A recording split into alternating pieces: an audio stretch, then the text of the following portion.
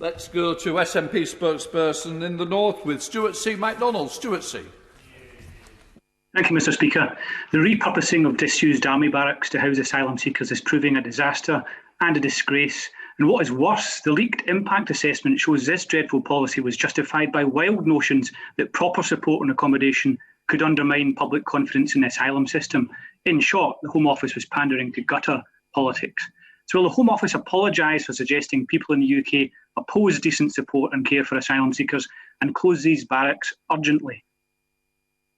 Well, there is no apology due. As I just said, these barrack accommodation units were previously used by the brave men and women of our armed services. They were good enough for the armed services, and they are certainly more than good enough for people who have arrived in this country seeking asylum. We fully comply with all of the relevant guidelines. In response to his question about this country's stance towards asylum seekers, we are now spending, getting on for £1 billion a year, accommodating asylum seekers, a record that I think stands comparison to any country in Europe, indeed any country around the world. So there is no apology due, and certainly none will be made. Right. Let's have the second question from Stuart C McDonald.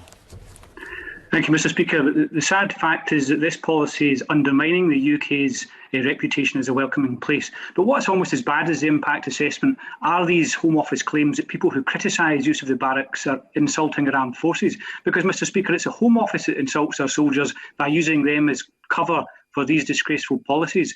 Former senior military legal advisor Lieutenant Mercer has agreed that it is wholly inappropriate to house asylum seekers in disused army barracks. This treatment is nothing more than naked hostility to very vulnerable people.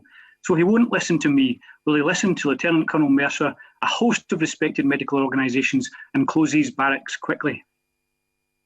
Tell the honourable gentleman what would make closure of these barracks a lot easier if we had more councils in Scotland, other than only Glasgow, who would accept dispersed accommodation. It's that sort of thing which puts pressure on our accommodation estate. Thanks to the generosity of our approach, the number of people we're accommodating has gone up from 48,000 to 61,000 during the pandemic, because we have taken a thoughtful and protective approach. That's the right thing to do, and we stand by it.